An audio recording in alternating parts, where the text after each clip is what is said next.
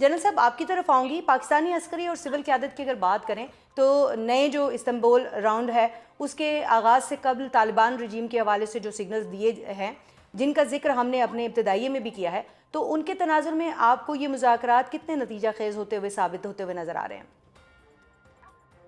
नहीं, thank you for the invite. और अंश को भी मेरा बहुत सलाम। आई थिंक अंश ने जो बात की है जी, और हम भी शुरू से यही बात करें, कॉशियस ऑप्टिमिज्म।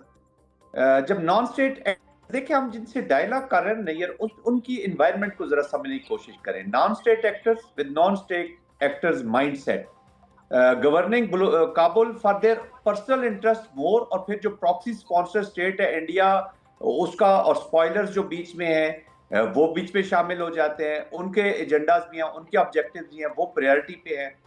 फिर सर्वाइवल के फियर की वजह से वो जुड़े रहना चाहते हैं तरीके तालिबान पाकिस्तान के, वो नॉन स्टेट एक्टर जो पाकिस्तान में ऑपरेट कर रहे हैं, ठीक है। उनको साथ जोड़ के चलाना, उनको फ्यूचर में अपनी पॉलिसी में लाना।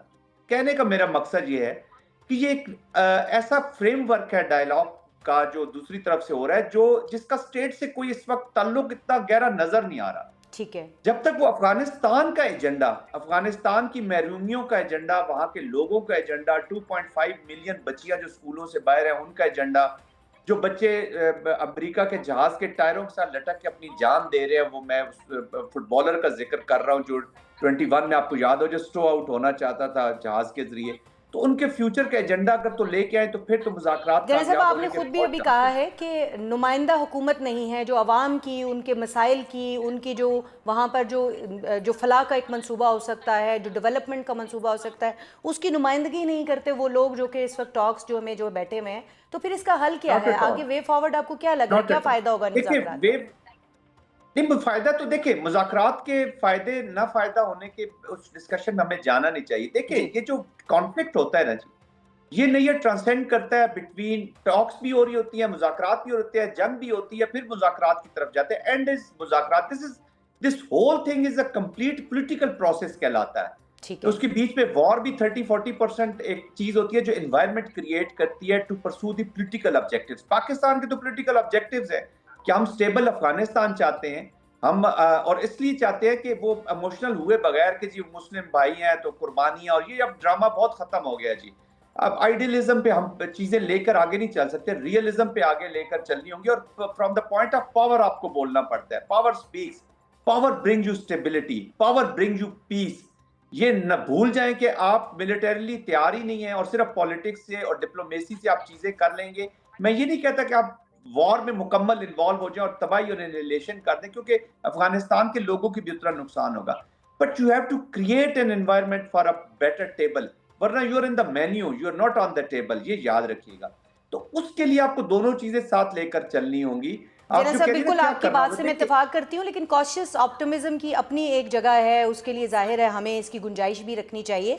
लेकिन दूसरी तरफ हम ये देखते हैं, अनस आपकी तरफ मैं आऊँगी कि जिस जॉइंट मैकेनिज्म की हम बात कर रहे थे, जिसके ऊपर डेडलॉक भी हमने देखा माजी के जो 2 अदवार थे उनके अंदर, तो अब क्या देख रहे हैं हम कि जो इत्तेफाक है वो हो पाएगा? कितनी लचक दिखाने के लिए जो है वो क़यादत, अफ़गान क़यादत और इधर से पाकिस्तान क़यादत जो है वो तैयार है?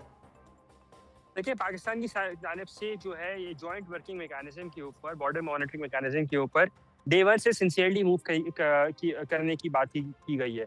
अफगानिस्तान की जानिब से जो काउंटर प्रपोजल दिया गया था पाकिस्तान के प्रपोजल के जवाब में 25 और 26 तारीख की दरमियानी शब पिछले माह की यहीं इस्तांबुल में, उसमें उन्होंने जो प्रपोजल दिया था वो बड़ा मजाका खेज था। वो अच्छा। मजाका खेज इसलिए था कि पाकिस्तान की जानिब से जब इंटेलिजेंस प्रोवाइड की जाए तो वो एक से दूसरे फरीक को, दूसरा फरीक तीसरे फरीक को और तीसरा फरीक अफगानिस्तान को, तालिबान को वो आगे प्रोवाइड करेगा। तो उसके जवाब में एक सालिस की जानिब से ये कहा गया कि बेहतर यही है कि एक व्हाट्सएप ग्रुप बना लिया जाए और उसमें ये चीज़ें डाल दी जाए, क्योंकि जितने अरसे में ये इंटेलिजेंस का तबादला होगा उतने में तो दूसरी इंटेलिजेंस रेडी हो जाएगी। तो ये एक नॉन सीरियसनेस जो अप्रोच जो हम दूसरी साइड से देखते हैं वो हमें बहुत ज़्यादा नज़र आती है। और यही वजह है कि अब पाकिस्तान अपने एंड के ऊपर अपनी तरफ से बार-बार ये बात वाज़ेह कर रहा है कि वो कॉन्फ्लिक्ट नहीं चाहता। ठीक है। Pakistan does not believe in violence. उसको इस मसले का एक पुरअमन हल चाहिए, but not at the cost of compromising its core values, its core demands and it's national security. और जॉइंट अपने जो आइन बॉर्डर मैनेजमेंट के ऊपर इत्तेफाक तो उस सूरत में होगा ना जब वहाँ पर जो लोग मुज़ाकरात कर रहे हैं उनके पास कोई इख्तियार होगा। तो आपको लग रहा है कि इस बार जो वहाँ पर मुज़ाकराती टीम में लोग मौजूद हैं उनके पास फैसले का इख्तियार है, या वो पिछली बार की तरह फिर उठ कर जाते हैं और सवालों के जवाब लेते हैं और फिर वापस आते हैं? देखिए, इस बार 2 चेंजेस तालिबान की जानिब से अपनी टीम में की गई हैं और दोनों वो नुमाइंदगान जो अफ़गान तालिबान की वज़ारत दिफ़ा के थे, उनमें से एक नुमाइंदा जो उनके मिलिट्री कमीशन का था, उनको इस टीम से बाहर किया गया है और उनकी जगह वज़ारत ख़ारिजा अफ़गान तालिबान की वज़ारत ख़ारिजा की जो नुमाइंदगान हैं उसको इंक्लूड किया गया है और उनकी और एक और नुमाइंदे को हटाकर जो अब्दुल हक वासिक हैं, जो तालिबान के इंटेलिजेंस के चीफ हैं, उनको इंक्लूड किया गया है। बज़ाहिर तो ये लगता है कि शायद ये जो डेलीगेशन है, ये पिछले वाले से ज़्यादा एम्पावर्ड हो, लेकिन कितना एम्पावर्ड होगा, इस बात का जवाब तो हमें जैसे-जैसे टॉक्स चलेंगी, क्योंकि अब तकरीबन 6 घंटे का वक़्त हो चुका है जब टॉक शुरू हो चुकी हैं, तो जैसे-जैसे टॉक्स प्रोग्रेस करेंगी, उनकी एम्पावरमेंट का अंदाज़ा उसी से फिर लगाया जा सकेगा। नहीं है? ठीक है, जैसे-जैसे प्रोग्रेस करेंगी तो फिर अंदाज़ा होगा, लेकिन जनरल साहब एक वरना भी होता है, हम अमन चाहते हैं, हम अमन के ख़्वाह हैं, लेकिन अगर जॉइंट मैकेनिज़्म पर इत्तेफाक नहीं होता, तो फिर इसके असरात क्या होंगे, पाकिस्तान का रद्द-ए-अमल क्या होगा? देखिए नहीं यार, ऑप्टिमिस्टिक भी थोड़ा सा ठीक है, कॉशियस ऑप्टिमिज्म की हम जो बात करें उसमें से ऑप्टिमिस्टिक भी रहना चाहिए। पिछली दफा भी जब डायलॉग हुआ तो मैकेनिज्म पिछली की बार जब बहुत हम ज्यादा इस डिस्कशन। टॉपिक के ऊपर बैठे हुए थे तो आप इतने ऑप्टिमिस्टिक नहीं थे जनरल साहब। इस बार आप कुछ मुझे नहीं, ज़्यादा मैं ऑप्टिमिस्टिक दिखाई ऑप्टिमिस्टिक दे रहे देखिए हैं। देखिए ना, अभी जरा थोड़ी सी सीरियसटी आई है जी, जी, सीरियस देखिए ना, हम इसको टॉक्स को आज पब्लिक डिबेट करके एक माइंडसेट बनाना होता ठीक है। है। नेशन का ऐसा ना बना दे कि जी पाकिस्तान तो पहले से इसके लिए तैयार नहीं था ना, एक एक मैसेजिंग भी जाता है कि जी वो तो पहले ही ऑलरेडी इनटू दिस मोड थे कि वो इसको फेल होना है। बट कहने जी, का मकसद ये थोड़ा सा एम्पावर्ड है ये जो डेलीगेशन है दोनों। और देखिए ना, नेशनल सिक्योरिटी एडवाइजर है पाकिस्तान के, डीजी इंटेलिजेंस के बॉस हैं, आईएसआई हैं। It's a big big appointment जो इसको रिप्रेजेंट कर रहा है, वो सीरियस चीजें लेकर गए हैं और किसी से पूछना भी है। और दूसरी तरफ भी थोड़ी सी सीरियस थिंकिंग है।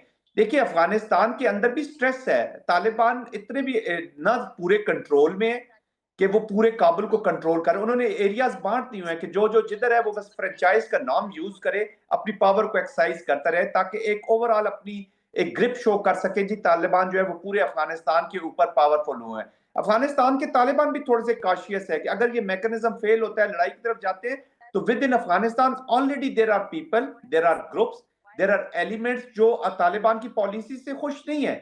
हकानीज का और आपने देख लिया कंधार का भी डिवीजन सामने नजर आ रहा है। जी, को कि वो है प्रो टीटीपी है, वो मैं ये नहीं कहता वो टीटीपी के बड़े खिलाफ है, लेकिन there are stresses inside Afghanistan also.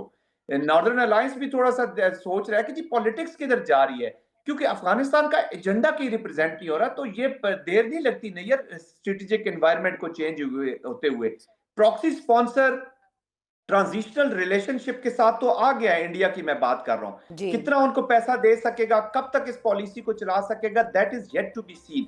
तो ये चीजें भी उनके जेहन में होंगी। अगर ये नहीं होंगे तो पाकिस्तान इज वेरी क्लियर जी, पाकिस्तान ने अपना डिप्लोमेटिक, पॉलिटिकल और मिलिट्री एप्लीकेशन का डिजाइन बड़ा अच्छा क्लियर किया हुआ है। पाकिस्तान बैलेंस है, पाकिस्तान ईस्टर्न वेस्टर्न दोनों को, इंटरनल तीनों को एक टाइम पे डील करने की सलाहियत रखता है। ऑफ कोर्स नुकसान पाकिस्तान का भी उतना होगा।